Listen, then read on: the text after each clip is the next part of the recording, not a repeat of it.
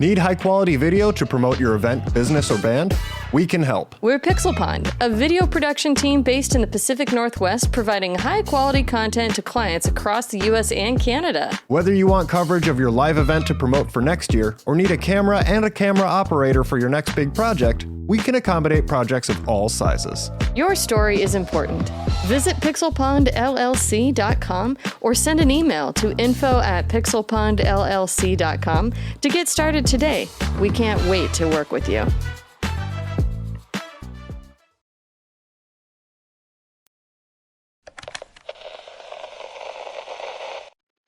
Parental warning. This podcast contains references to drug use, sex dolls, and titties. So many titties. Tits, tits, tits. Seriously, we mention them a lot. And it pretty much starts right now. Please podcast responsibly. This time on Gamers Week podcast, publisher Sony has just embraced death and patented its idea for bespoke AI-generated podcasts starring the characters from its games. In one example, the player is watching two AI hosts presenting the podcast. One host says, "Jack Brown just won Trophy 532 in Space Explorers. You should try your hand at that game." To which the other host replies, "Ha, if you think you have the skills." Jack Brown just won Trophy 532 in Space Explorers. You should try your hand at that game. You should mind your own fucking business. See, I can't wait until it's looking at all your friends list and it's like, hey, Ryan Payne just started playing Magical Titty Wizard 4, and you should send him a gift basket of lotion because he clearly needs it. Now I got to go back and play Magical Titty Wizard 1 through 3. Would you like to send Ryan a gift basket of baby oil from Amazon? I prefer Jergens. No, it's I'm a lotion guy.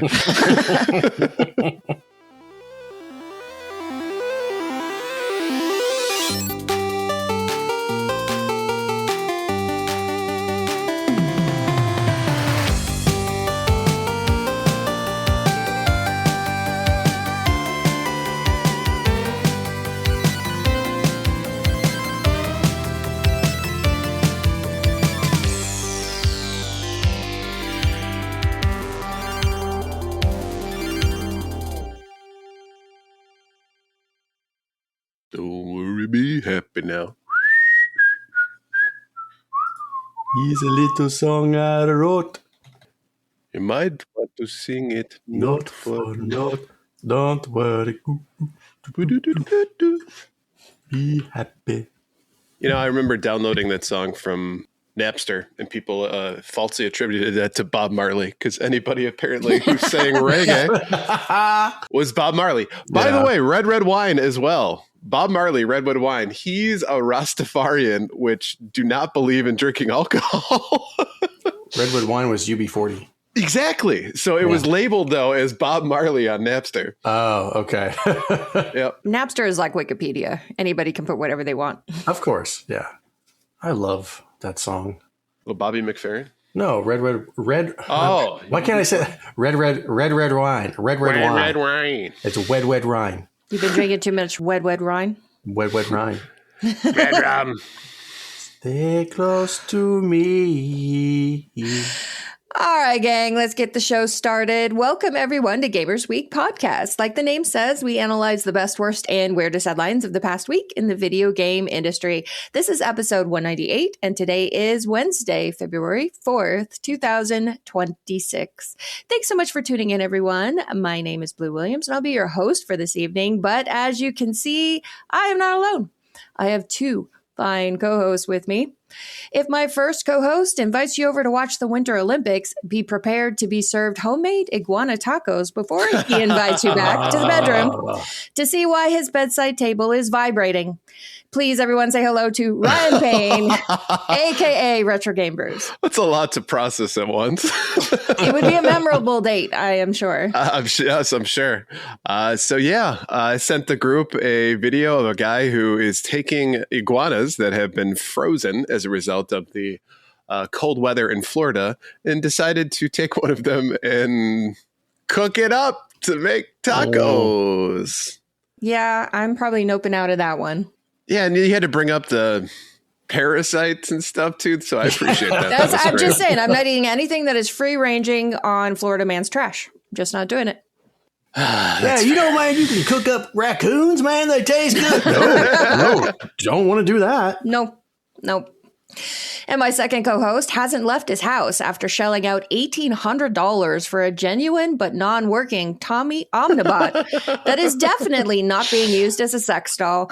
Please welcome in the one and only Donnie G. I have dressed it up in like a little French maid outfit and everything.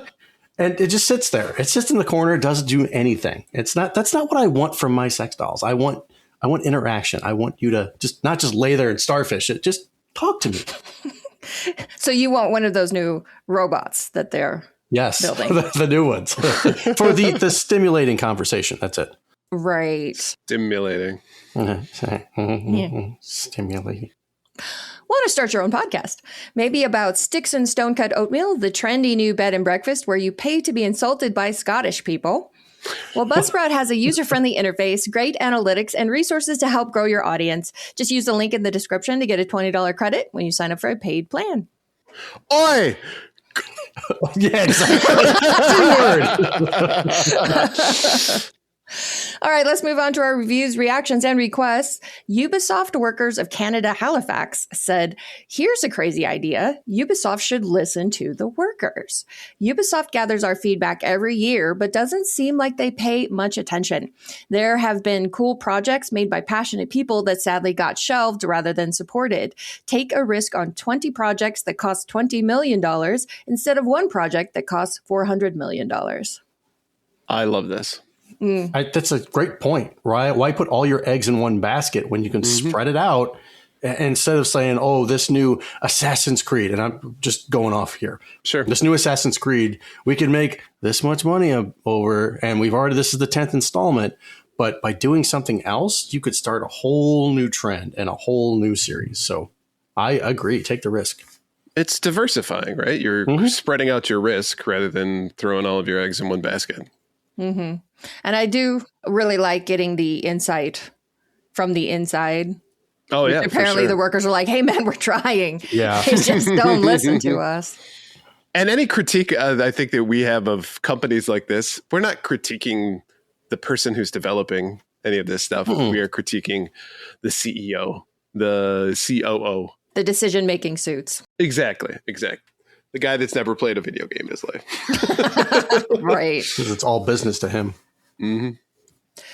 Dragoon Arc says, how does Blue miss in the don't wake daddy question? The Council of Daddies are going to congregate to review the legitimacy of her daddy titles. I love this so much. I am the council. Apparently not. No, you just did the emperor there. And Funyuns said, I just witnessed a trivia assassination. Donnie doing a little jig for those who are just listening later. Love it. You know what? I was talking with Zach about this before the show.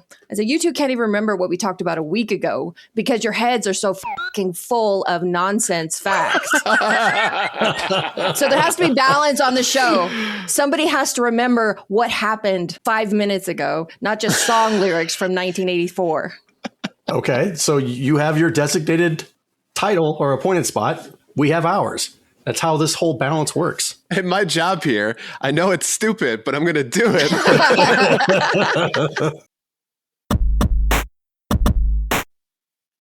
All right, let's move on to our patron shoutouts. We couldn't do what we do without the help of our gorgeous patrons. Here are the generous folks supporting Gamers Week on Patreon. Ramboski, Terry Kinnear.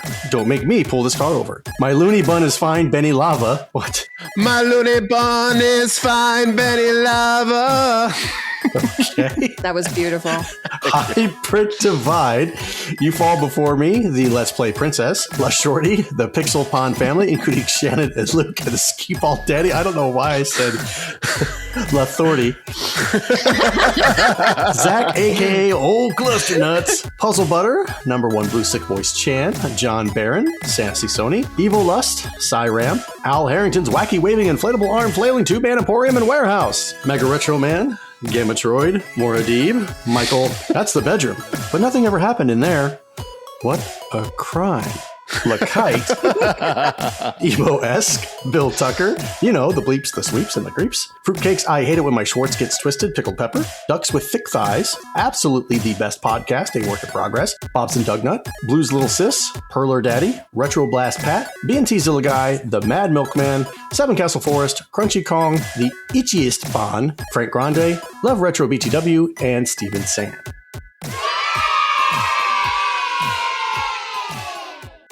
If you like what you hear today, and we really hope you do, please consider joining us on Patreon.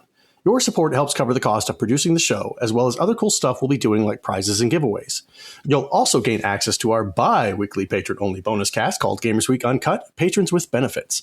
Visit patreon.com/gamersweek or follow the link in the show notes to learn more.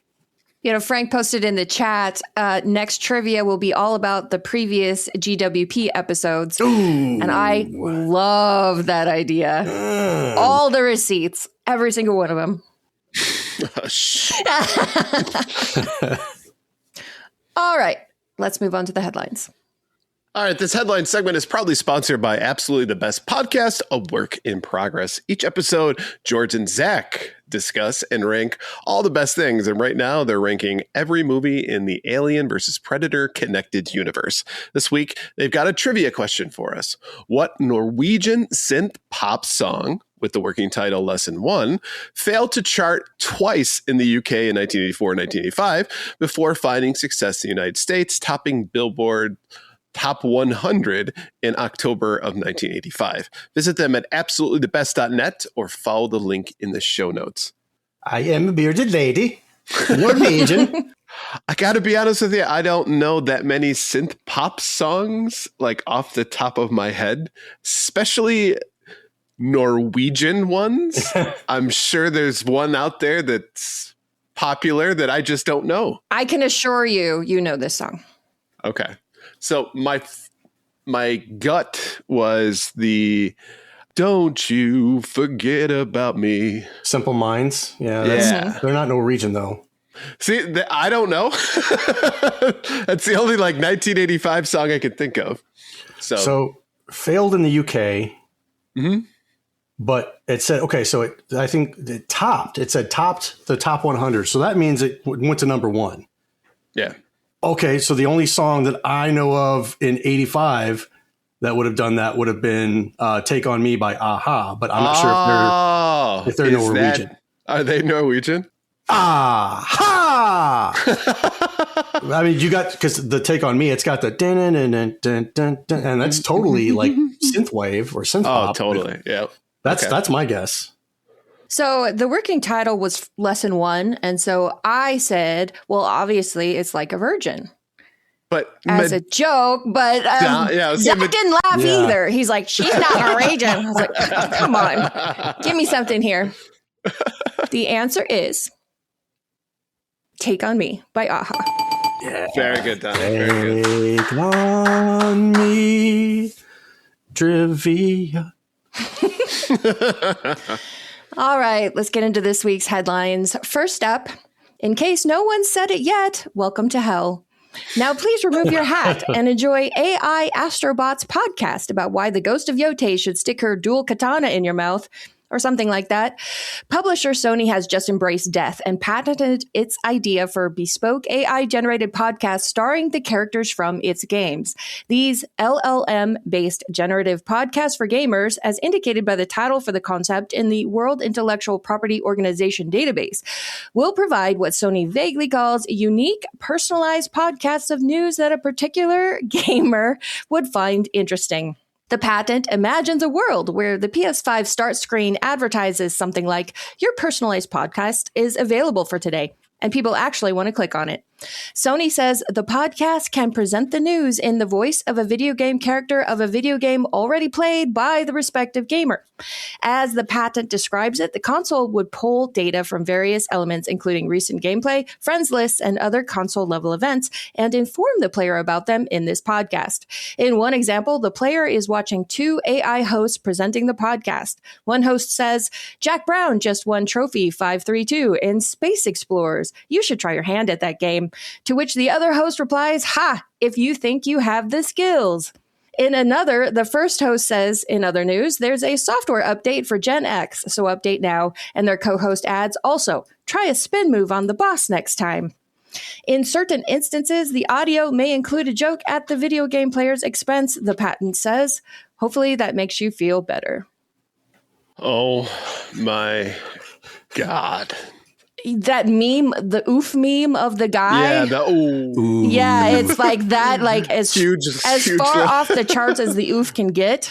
Oh, that's so corny.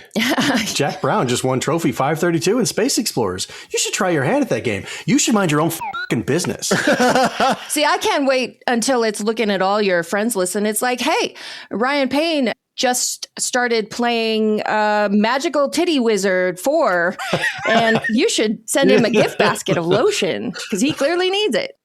Now I got to go back and play Magical Titty Wizard 1 through 3.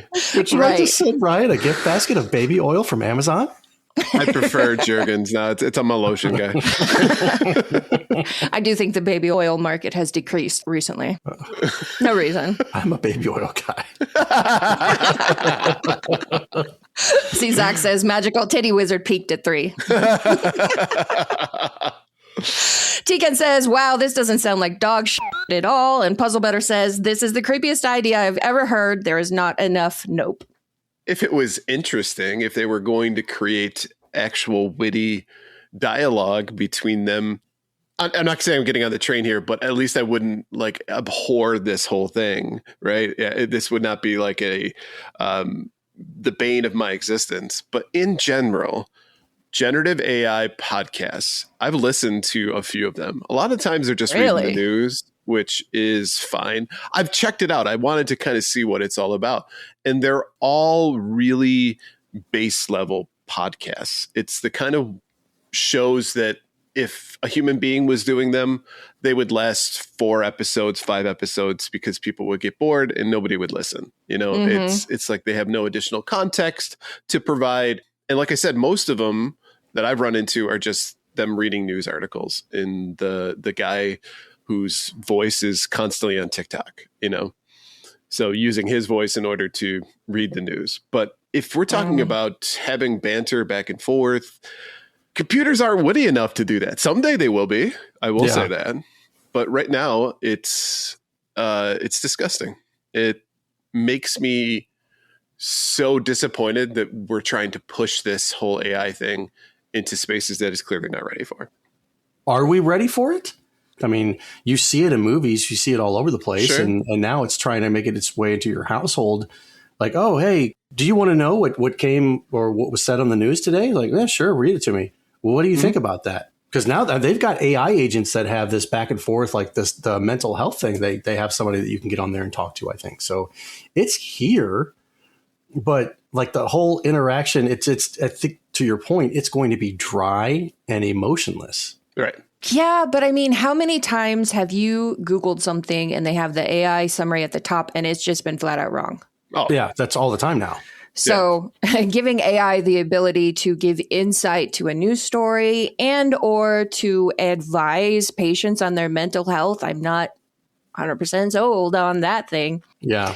On the surface, I don't hate this idea. A daily podcast by PlayStation characters giving you news about updates and what's going on in your network. I don't hate that, but I hate it if it's not like actually crafted into something that is interesting, which Sony's never going to put the resources and writers into doing, or the animators or anything like that. So automatically this is dead on arrival. And I know we've talked about it again, and we're going to, spoilers, talk about AI a lot more tonight, because unfortunately it's one of those weeks. But this technology is still, it's like everybody fell in love with it first, and then they're backpedaling, trying to prove that love is earned. It's like you're dating the guy your parents told you not to, and you can't break up with him and prove him right. You have to make it work. So, you're married with 4 kids. Oh, God, right. God damn it, you're not going to win this one, Dad. This felt very personal. Ian Zach says, I haven't heard a single AI podcast discuss Magical Titty Wizard. Which is a glaring omission, I must admit. Right. Doonkeeper Ever says if Sony paid voice actors in a GTA like radio station, I would pay for a subscription. Yeah, voice actors. If it was cheap enough. Yeah, it's missing that human element, for lack of a better term, that soul to it. We have, I think, an ability to think on our feet. I think in particular, people listen to this show because we got great chemistry. I just don't see that happening with AI for a very, very long time. This is speaking for me personally. I would not go for something like a constant recap, because it's pulling data, your own data from a game. Like, hey, I noticed that you've died to this boss in Elden Ring. This is your 25th time. Why not go to FAQs and look up a walkthrough? Try a spin move. Exactly. I don't need that. I don't need this recap of you gathering all my data and spitting it back out to me. It's pretty obnoxious. Yeah. And can you imagine too, if it said, hey, you died 25 times, like, wouldn't your first reaction be like, you, exactly. Kratos? Well, it's like that well in Cuphead, that if you go to it, it shows you how many times you die. And I did that one time and I was like, never looking at this again. Yep. I don't need to know this. Which character would you guys want? If you were going to get on board with this, which character would be your personalized podcast host? Sony character. That's the problem. It's a Sony character. Yeah. I can think of other ones outside of Sony. Who's the hot goth chick from Final Fantasy X? Lulu. I know it's Square Enix, but if we can bring Lulu in. Yeah. If it's a character that's been on a Sony platform at one point, let's say they're eligible. I like it. In which case, I think Pyramid Head should give me my daily Oh, gaming he news. doesn't even speak. That's okay. I wouldn't be listening anyway. All you can hear is just a sword scraping. Doing an interpretive dance. Yeah. Doogie wants Parappa. Nice. Punch, kick. I would probably do, even though it's Konami, it's mainly PlayStation, I would do Snake. Nice. Good one. Crash Bandicoot, but from the early 2000s commercials, where it's the guy who's wearing the mascot hat. Yeah, I love those things. And he gets pulled over by the cops, and the cop says, "Do you know why he pulled you over?" And he goes, "Because you think I got donuts in here." With that classic 90s attitude. Humor. Exactly. Yeah, that'd be good stuff. Webhead says Astrobot because I love that little guy. Tikan says Aloy just proves the natural downfall of technology by using her focus to start a podcast. The irony. I mean, here's the thing is, this has been the big headline of the week, but I have not seen anyone report it in a positive light. Right. And I know this is just a patent. Half the time companies are filing patents just so nobody else can have it, even if they don't intend to use it themselves. But hopefully Sony sees the feedback on this and goes, wow, nobody wants this. Like actually nobody. So, and they just don't even bother with it. Simon Etcher says, I want to listen to a true crime podcast from Sly Cooper. Have him tell me how much better he would have done the caper. I was thinking like Tex Murphy too. Yeah, oh God, I would love that. All right, next up. Unity Software Inc. and video game stocks plunged this past Friday on fears of possible artificial intelligence disruption after Google began to roll out Project Genie. Shares of San Francisco-based Unity sank as much as 28%, the worst one-day drop since 2022. Video game developers Take-Two Interactive Software and CD Projekt SA also saw their stock fall 9.3% and 8% respectively, while online gaming platform Roblox Corp dropped 15%. Google's AI model, dubbed Project Genie, allows users to simulate a real-world environment through prompts with text or uploaded images, potentially disrupting how video games have been made for over a decade. The prototype web app of Project Genie costs $250 a month compared with Unity's Pro subscription, which costs users $210 per month. Project Genie also has the potential to shorten lengthy development cycles and reduce costs, as some premium titles take around 5 to 7 years and hundreds of millions of dollars to create. While Google's AI tool is unlikely to threaten EA, Take-Two, Roblox, or Unity in the medium term, said Bloomberg intelligence analyst Nathan Nadeau, but it could pose longer-term long-term risks if it evolves into a platform capable of producing commercially viable games. William Blair analyst Dylan Becker wrote in a Friday note on Unity to clients that the stock drop is further evidence of the shoot first and ask questions later fears attributable to AI uncertainty that have weighed on sentiment throughout the overall software space in recent months. That's it, is that we really don't know what AI is going to look like in the future and if it's going to continue to be viable. It seems like every month I hear about NVIDIA's stock goes up, goes down, Palantir's stock goes up, goes down. OpenAI is now trying to get purchased by, everyone and their mother. So there is some volatility. I can certainly understand why that led to stock changes for it. I don't know if they're the harbinger of change necessarily, but God, please, can we figure out a way to make it so that Google isn't running the gaming space in the future? Like, that's just out of everybody that could get involved with it, there are a short list of people I wouldn't, and Google is on it. But Stadia was so great. Stadia was great. I don't understand. It was fantastic. What your complaint is. Oh, God. Did you guys have a chance to watch this Project Genie announcement trailer? Not yet. So it's a screen and they type in a prompt and they're like, show me a photorealistic alpine meadow and then a Shiba Inu walking through it. And then so it does. It's a meadow. You've got the dog walking through it and they control the dog and it walks. And then they say, okay, now change it to a balloon animal. And then it's a pink balloon bunny. And then they just keep showing different characters moving through different environments. All kinds of stuff you can imagine. You can take a photo and upload it, and then it will take that photo and create an AI environment from it. And you can control a character that way. Here's the thing, though. That was the only thing that they showed. Oh. Characters walking through environments.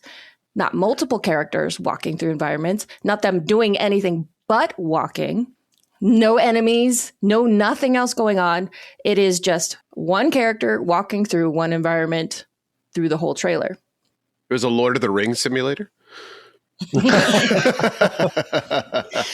What they showed to me was so far away from a video game. What about enemies? What about gameplay? What about balancing the combat? What about all this stuff, progression, all these kind of things? It did none of that. It showed a character model walking. And it was a really minor complaint, but the Shiba Inu jumps over a fence at one point, and it kind of does this four-legged hop, and it floats really jumpy, and then it lands on four legs. And then later in the video, some lady takes a picture of her cat, and then it creates a little game in her living room with the cat walking, and the cat jumps on the couch, and it does the same thing, this four-legged jump, floaty, land, four legs. And I'm like...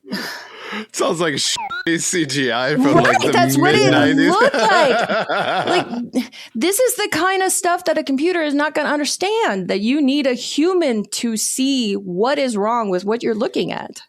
But it's showing you the possibility. That's all that they care about right now. They're showing you the possibility to get investors on board, to pump money into this thing and say, hey, look how rudimentary it looks right now.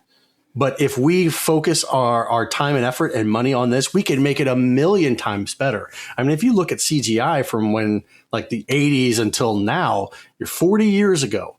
And CGI is basically when you're watching something, you are blown away because it looks like it's actually happening. Whereas before it's like, oh, this is complete and total dog shit. I know that this is CGI. So they're just trying to get people on board to say, hey, we can do this. Look at what it's doing now. I mean, Jesus, if you've scrolled any type of social media, TikTok, Instagram, even Facebook Reels and all that, all of these Reels out there that have these characters that are made up of AI doing all of these things. And you're like, wow, you know what? That kind of I can tell it's a little bit off, but I know this actually looks viable. So it's going to get there. And I've seen recently deep fakes when it comes to the news. Yeah. I mean, there's short clips, but they are definitely, it looks real. Unless, to your point, there's just something off about the physics just doesn't work right. There's also that voice. You ever heard where it sounds kind of echoey? And that to me is like an instant indication that it's probably AI. But you're right. they've been able to up their game on quote unquote deep fakes as far as videos. They're all short, right? But they talked about that for the last 3 to 4 years prior to that being a reality. Oh, it's coming. Oh, it's coming. And now it's here. Mm-hmm.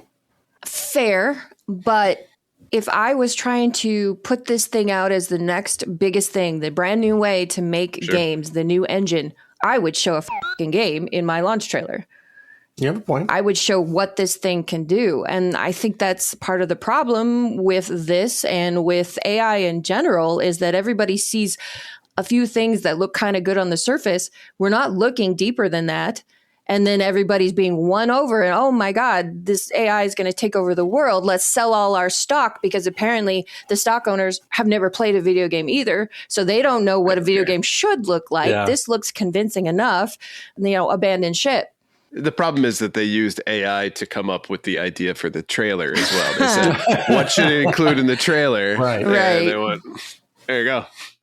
Yeah, it's dumb. It's not ready. And I can't wait until people just take off their rose-colored glasses and see this for what it actually is. Yeah, right now it's the magic bullet's going to solve all of our problems. So everything is being overpromised at this point. Mm-hmm. I mean, I work with AI tools all day, and I will tell you there are a lot of limitations to what it can do. I don't know how many times people come up to me and go, well, could it do this? Yeah, if you wait 5 years. And think about it. Another headline that came out this week was that in the last 2 years, 1/3 of workers in the U.S. video game industry have been fired. Wow. 1/3. If that happened in any other industry, that would be catastrophic. But because I guess it's video games, people seem not to care so much. So think about if something like Project Genie could take off, or if people just believe it will and fire everybody even more than they are. The gaming industry will be decimated. Well, the problem, too, is that they've been preparing for this for years by creating gaming and development is more like a gig job, right? Rather than like a steady employment. So it's easy to fire 1/3 of the developers because, they were 1099s, no big deal. Like we didn't have to do layoffs. It didn't have to give these people benefits potentially. All contracts are different, of course, but it's a gig job. So they're dispensable. Yeah. In a way. Dispensable. And it's coming. I mean, I think the game industry all over our faces is seen somewhat as of a luxury, I guess. Yeah. But you have other industries that are staples that people rely on to live. And I think you're going to see a wave of people getting axed from those being replaced by AI. Then, of course, you've got the tech millionaire Elon Musk, who says in the future people won't need to work. Money will be irrelevant. How? Star Trek. Yeah, they figured it out. I've never been able to get into Star Trek because I can't see any possible future where something like that society would come out of humans. It always loses me right at the starting line. I got to be honest with you, I don't want to work anymore, so I'm ready to fucking retire. If you tell me I can just walk into a Best Buy and just grab this, like, hey, I'm taking this. There you go. Yeah. Right. All right, next up, Variety reported Tuesday that Tongal, a studio that has developed content for Netflix, NBC Universal, and other major brands, is in the process of developing a feature film based on the 1980s gridiron video game Tecmo Bowl. Tongal has been soliciting designers and animators who can reimagine the 8-bit characters from Tecmo Bowl as 3D characters for the modern era. Tongal, which collaborated with Pharrell Williams on his 2024 animated Lego biopic Piece by Piece, is seeking 2 teams to each develop their own version of Bo Jackson, the legendary NFL running back and unstoppable force of the original Tecmo Bowl. How the original Tecmo style translates to 3D is entirely up to you, and we're open to any and all interpretations, the Tongal website says. Whatever the style, we want to ensure that the personality of the player can come through in the design. From there, one team will be tasked with creating updated images of 1980s NFL stars Lawrence Taylor and Howie Long, along with a new Tecmo Bowl logo and background design. design. The deadline for pitches is February 17. I grew up playing Tecmo Bowl with my friends, as did so many kids of the 90s, and I know this is going to resonate with the fans and their families, Tongal CEO and co-founder James DeJulio said. This is an opportunity to innovate and build a new model for storytelling, one where beloved IP is supercharged by the talent and ideas of independent creators around the world. So personally, I don't know if there's a lot of depth to a Tecmo Bowl movie, but I've been wrong. I know that there's like animes that are based around sports, so maybe they can go that route. I mean, if they can make an emoji movie, they can make a Tecmo Bowl movie. That was so successful. Yeah. It doesn't stop them from trying, though. That's the thing. But if this is successful, then you're going to see subsequently Bases Loaded, Blades of Steel, Double Dribble. You don't want a Blades of Steel movie? I'd stop. No. It's a great noise. Stop ruining my video game history. With the pass. Isn't it what they always say? Like, the original still exists. This isn't doing anything to it. You can still have that. But it's if the movie is bad, it sours it. It sours the name. I know. I've always hated that argument. You know what, though? They did actually a pretty funny version of Tecmo Bowl. Do you remember years ago, they had, I think it was like Hyundai had commercials where they were using Tecmo Bowl. Bo Jackson was in it, right? And Bo Jackson gets the ball, gets in the Hyundai and he's driving down. And then, what's his nuts? What's his name? What's his nuts? He was that like linebacker that everybody hated. The Boss. Nobody hated him. Chris Bosworth. Oh my God. He was hated by a lot. Right. So it's funny because in real life, at one point, Bo Jackson just trucked the Boz. And so he gets there and then he stops, pulls over, signals him to get in. And he's like, thanks for not running me over. And then Bo Jackson turns to the camera and goes, again. I love that. Yeah, commercial. So I would be all for that kind of stuff. Like, make it funny. Have cameos from the players, right? Mm-hmm. Yeah, it could be funny, but I don't know.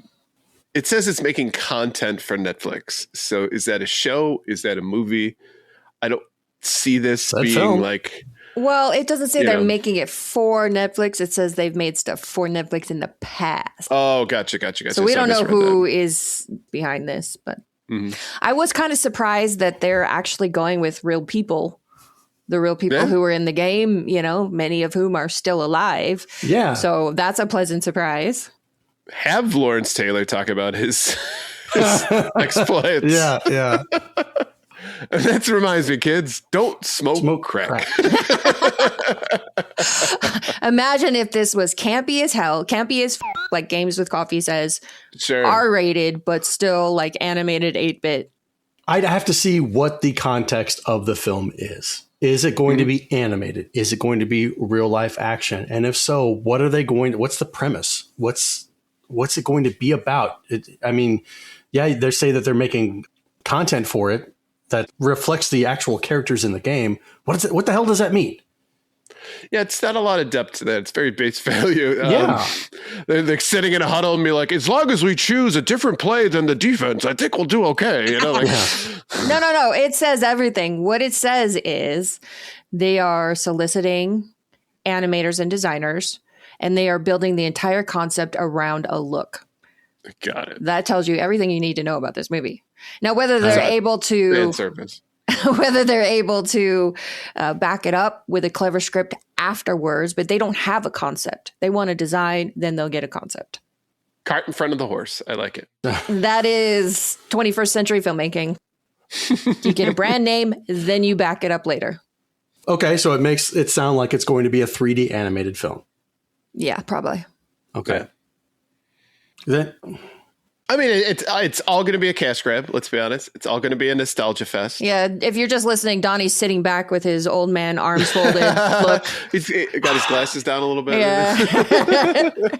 Yeah, I understand. It's Tecmo Bowl. It's what we know and love. But if you're trying to make it for newer people, why have people like Howie Long? It's like, who the f is Howie Long? Why wouldn't you have Josh Allen? Why wouldn't you have Kareem Hunt. Why wouldn't you have? I'm just throwing names out there. Don't sit there and say, well, this guy's whatever. I'm just throwing spitballing names. So why wouldn't you have modern day players in a modern day film? And the funny part is they're still releasing versions of Tecmo Bowl with the updated characters. Yeah, absolutely. Puzzle Better says, let's leave Joshy out of this. Wow, we've already left him out of the playoffs this year. I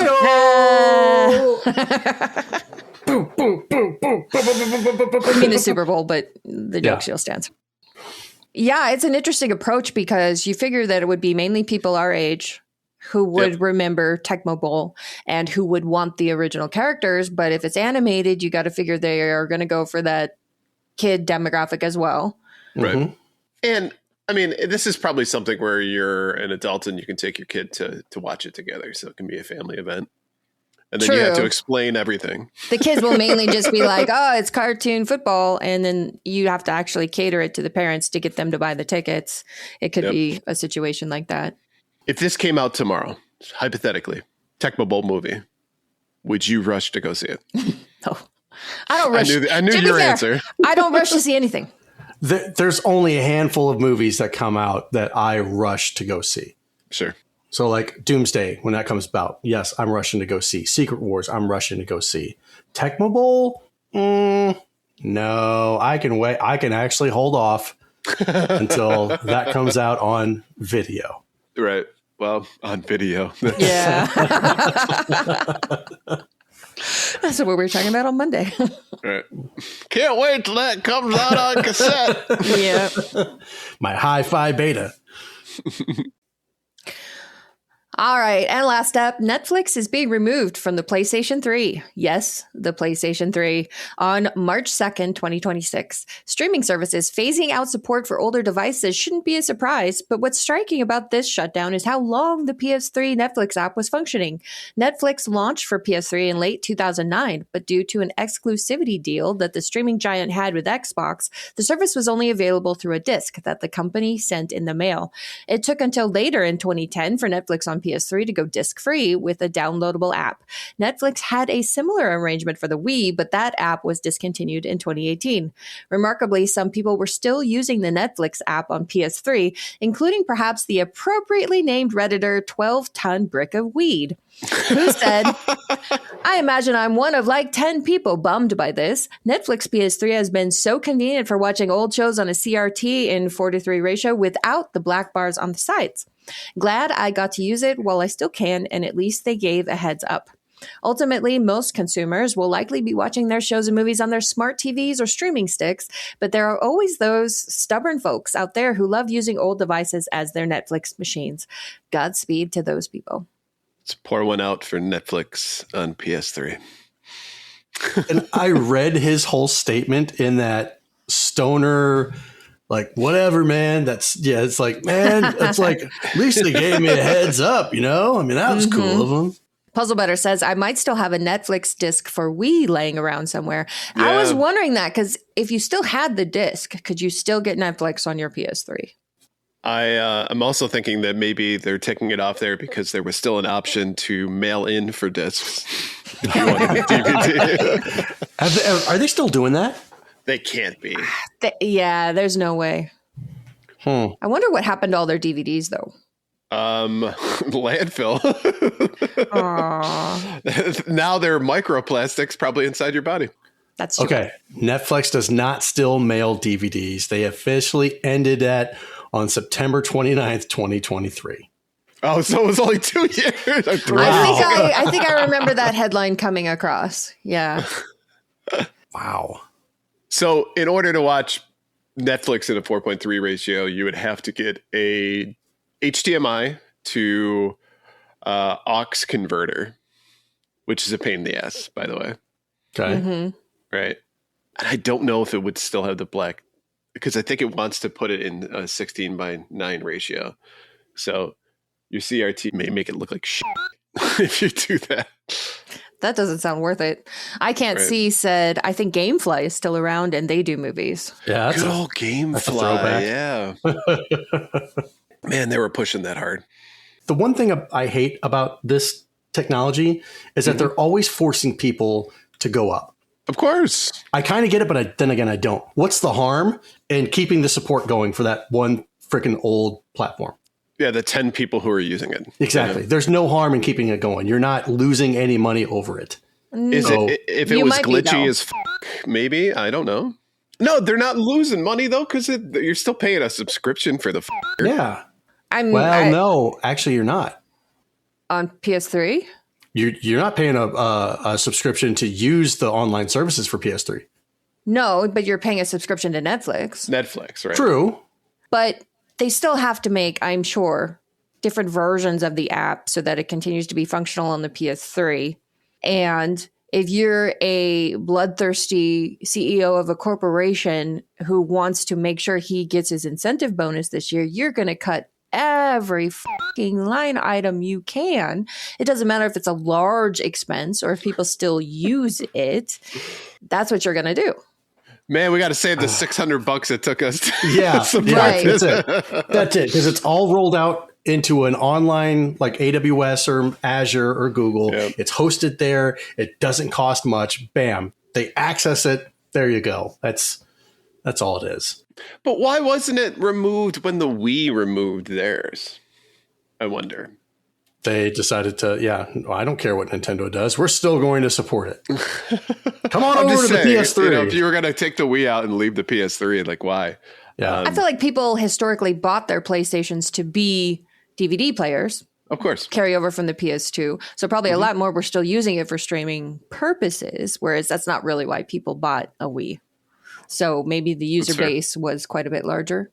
Yeah, Puzzle Better brings up a good point. Yeah, even if they are not saving anything, they have to look like they are working. Right. Yeah. And then you can do, since we've been talking about Doge, you can just add like a couple zeros on the end of it. And pump the numbers. Yeah. Like we have cost reductions at work for our cloud environment. There's a cost savings group that emails all these owners of these accounts and said, hey, we need you to look at cost optimization for your EC2 instance because it's spending an extra $1.32 a month.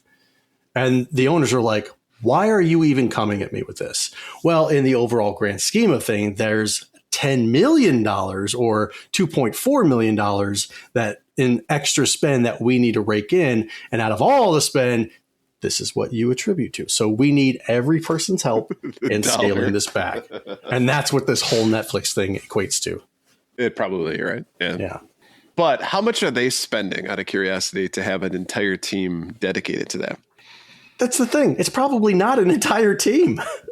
Man. Or a team that will soon be replaced by AI. AI. There you go. AI will just cancel it naturally, right? They're not even going to ask you. You're just going to go in one day and be like, oh, and it'll just be seized by AI. Seized. I like that. We've looked at the numbers and this doesn't make sense. We've shut it down. No. You have to get approvals. You have to go ask people to. No, you've told us what to do. We are doing it. Thank you. Master Control Program is in charge now.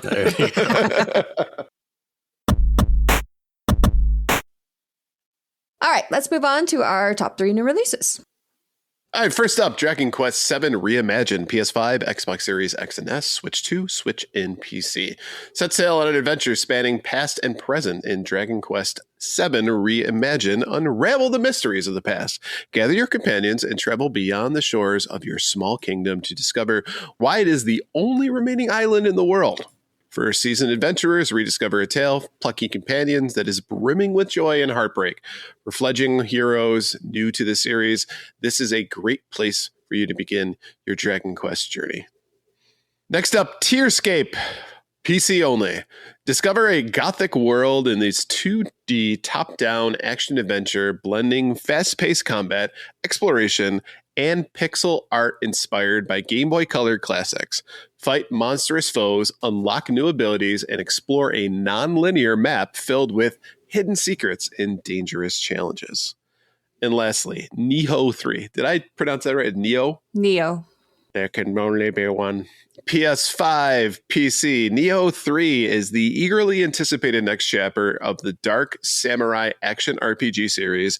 A deadly struggle unfolds amidst the devastation of an alternate warring states period where bandits run rampant and yokai skulk about.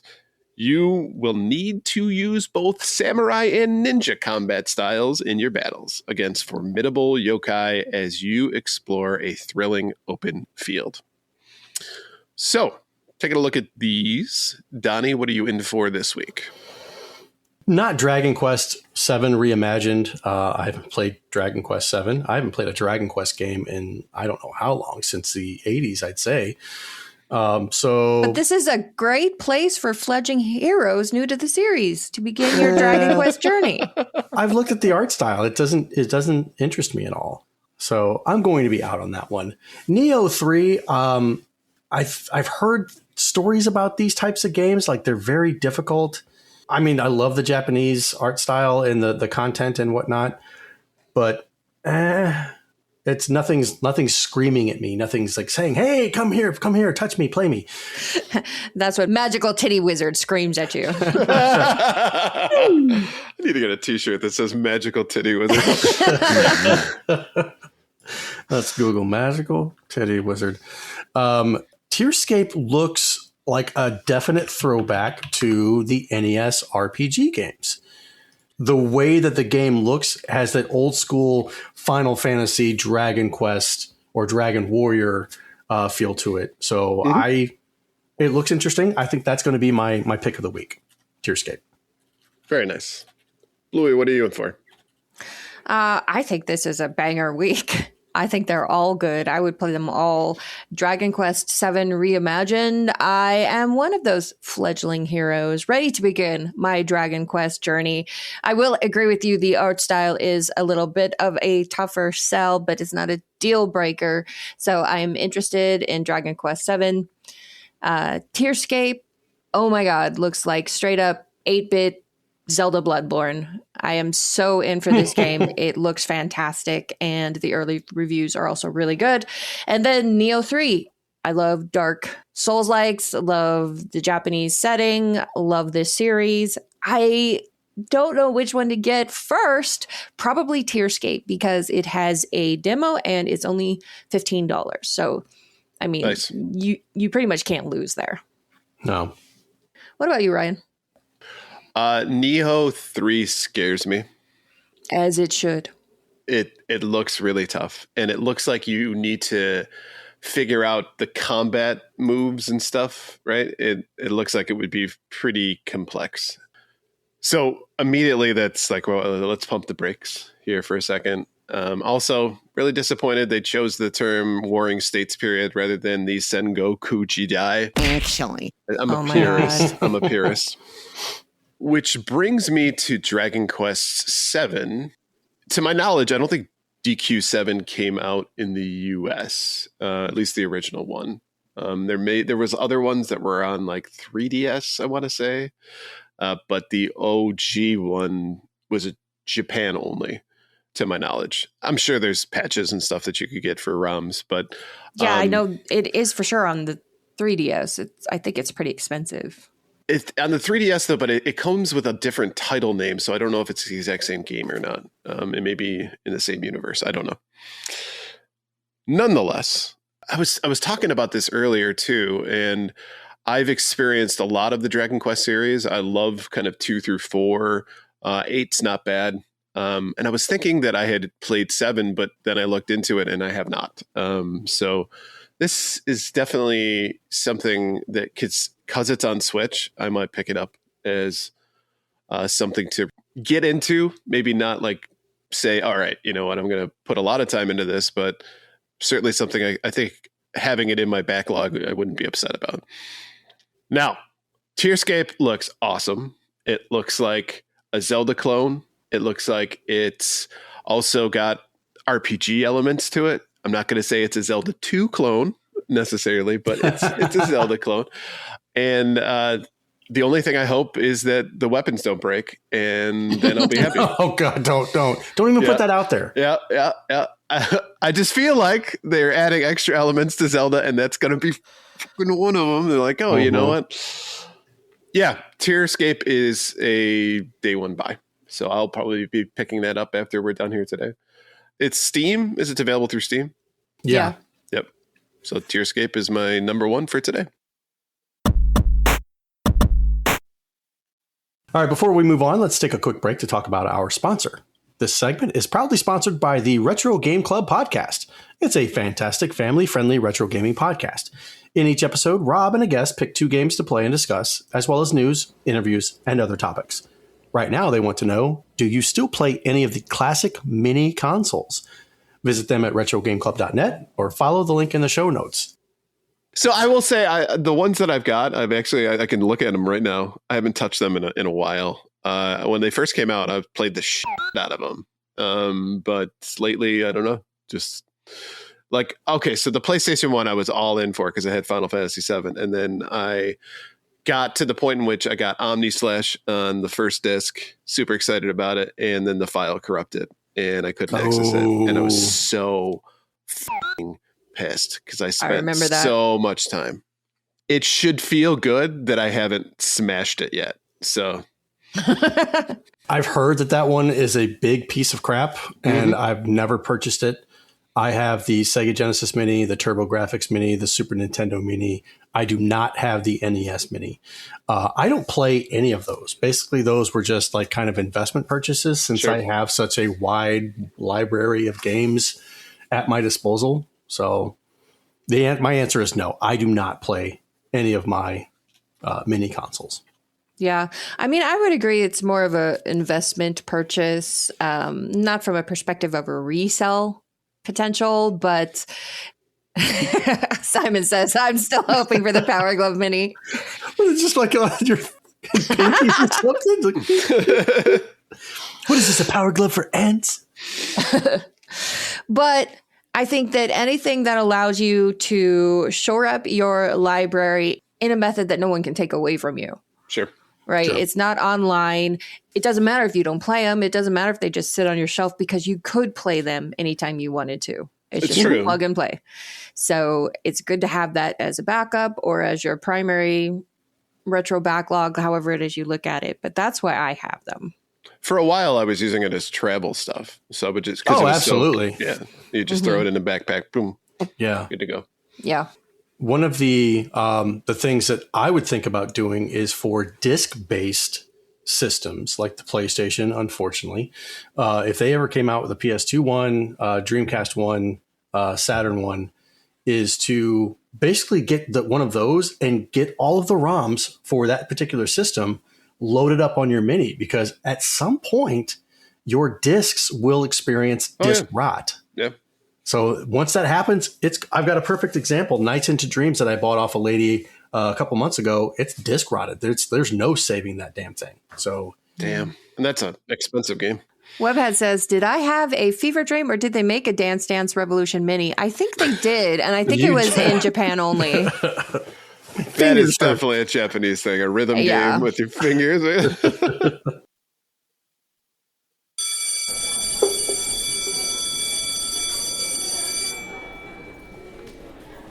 All right, welcome students. Please take your seats and welcome to Professor Rybread's Nerd History 101. And in today's lesson, we're going to learn about a group of nerds who took on the tyrannical U.S. phone system, all starting with a surprise in your breakfast cereal.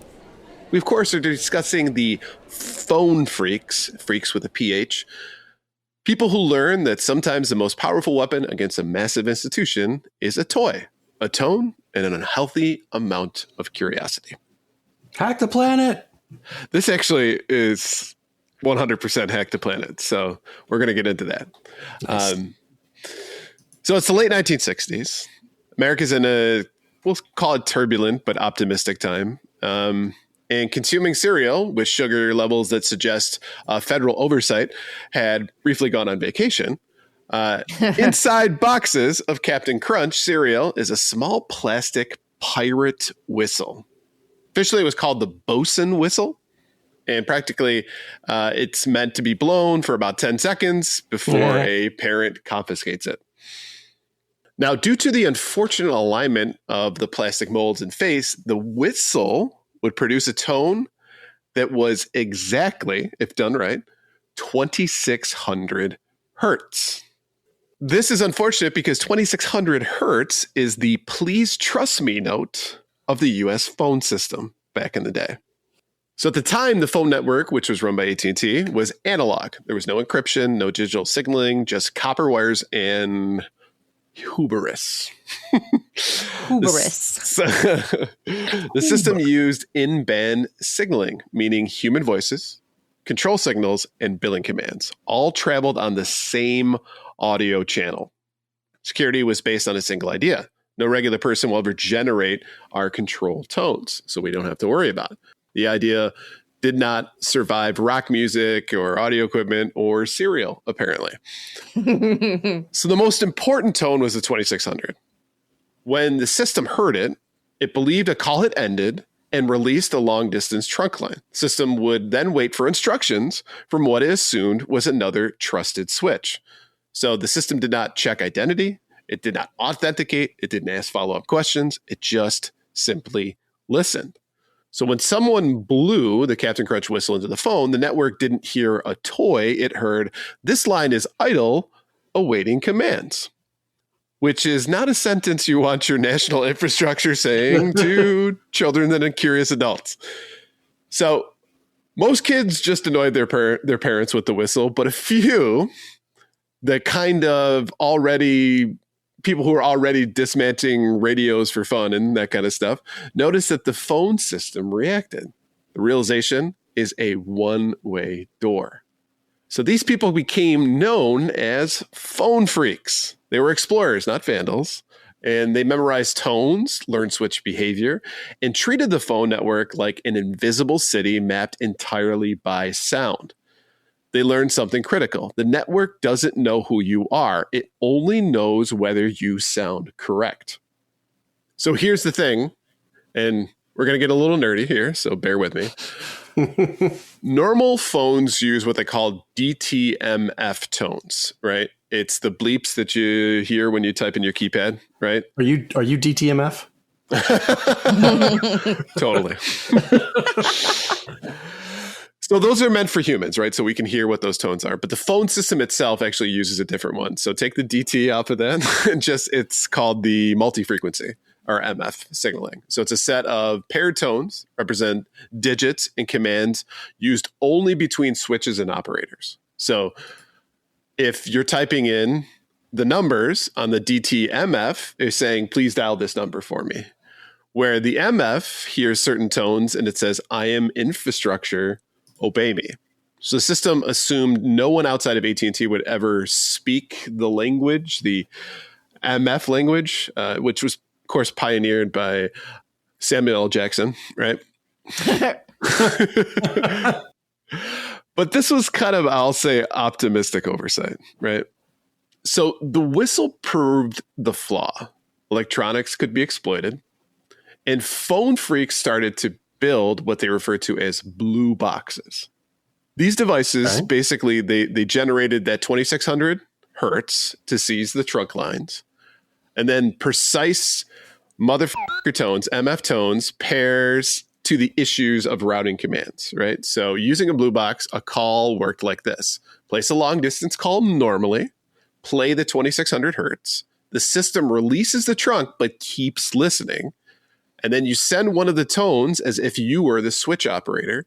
It will route the call anywhere you give it instructions to, and billing never starts. The call exists emotionally, spiritually, but not financially in the system. The system wasn't hacked. It was lied to, essentially. There were tones. Yeah. Well played. Now, this mattered because freaks weren't just making free calls. They were walking between scenes of critical infrastructure, kind of exposing the truth-based security, demonstrating that knowledge beats authority, and revealing how much abstraction creates power. Engineers cared about it because it was elegant. AT&T cared about it because it was humiliating. And governments cared about it because it was infrastructure. But most importantly, freaks cared about it because the map was finally visible. So eventually AT&T realized teenagers knew more about routing than executives. They responded with monitoring prosecutions and finally redesigning the entire network. Moving from signaling out of audio channels entirely, the system stopped listening. Golden age of phone freaking ended. But not before two very attentive students took notes. One of them cared about precision. He obsessed over clean signals, minimal components, and perfect execution. For him, the blue box was proof that elegant design could tame complexity. The other cared about experience. He loved demonstrations, movement, power revealed itself, and the feeling of control hidden inside the object. They built blue boxes together. One perfected them, one sold them. Any guesses as who I'm talking about? One has got to be Steve Jobs. Correct. Steve Wozniak? Yes, the two students were Steve Wozniak and Steve Jobs. Years later, actually, Jobs would say that without the blue box, there would have been no Apple. Which means the iPhone's family tree includes a cereal toy, a whistle. Everybody has that relative that you don't really talk about. Right. So I thought that this was going to be at least kind of an interesting look into how hacking, in a way, started back in the day, how a mistake from a toy that was put into, I mean, the plastic toy probably cost them pennies to make, right? And ended up ruining an infrastructure as far as the phone system was concerned. But also there were some additional players to this that I would feel remiss if I didn't mention. So there's a guy who went by the nickname Captain Crunch. I think he was really one of the first ones who publicized the fact that you could use this. So he was one of the OGs using the whistle in order to kind of get that to work. Another gentleman, which I couldn't find the name of him officially, I think he goes by Joy Bubbles. He was blind, so he had extra sensory elsewhere. And one of them was, of course, he had better hearing, and therefore it allowed him to use his voice to create the tone. So he could actually create like a 2600 tone with his mouth, and then any other things he wanted to switch. Yeah. So pretty interesting stuff. Love the connection between that and like Steve Jobs, just thinking that, the iPhone I got in my pocket is a result of people trying to hack the system. So to kind of wrap things up, I think this is a classic example of why nerds are awesome and nerds rule the world, and that we need to continue to invest in nerds in order to see the coolest shit ever. And this, again, yeah, sure, it could have been malicious in the sense that they were stealing phone calls, right? But not exactly the end of the world. So right. Not just nerds, rebel nerds. There we go. Like nerds who are heck the planet. Yep, exactly. Thank you guys so much for attending another Professor Rybread's Nerd History 101. If you do have any suggestions for a topic or story you'd like to hear, please email us at gamersweekpodcast@gmail.com, and we might feature your suggestion. All right, let's go ahead and wrap up the show. Thank you for listening to episode 198 of Gamers Week Podcast, and a big thank you to the Retro Game Club Podcast, Love Retro BTW, Pixel Pawn Production Company, and Absolutely the Best Podcast, a work in progress, for sponsoring this episode. Don't forget to check out their links in the show notes. If you want to connect with Gamers Week, follow us on Twitter and Blue Sky at Gamers Week PC. Watch us right here on Twitch at twitch.tv/Gamers Week Podcast, where we will record live every Wednesday at 8:30 Central Time. Email us at gamersweekpodcast@gmail.com. Visit our merch store at gamers-week-podcast.creator-spring.com. Or if you want to do it the easy way, follow the link in the show notes. And last but not least, join us on Patreon at patreon.com/GamersWeek. Finally, since you made it all the way to the end of this episode, please leave us a rating and a review to let us know how we did. We really do value your feedback. And while you're there, consider subscribing on iTunes, Spotify, or your podcast platform of choice. Thank you, Ramboski. And thank you, Doongie, as well. Mm-hmm. And DJ Kwan, thank you. Yes, yep. GoldenEye, Tekin, Simon, Webhead, everybody. All of you. All the cool kids are hanging out here in the stream tonight. Love it. Well, then again, guys, thank you so much for coming, and have a great night. Mwah. Night-night.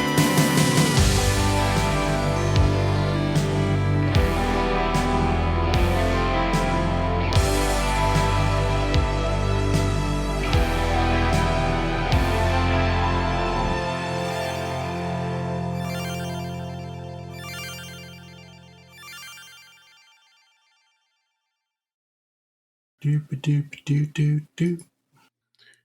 a little song I wrote while I was doing coke. Don't worry. Be happy.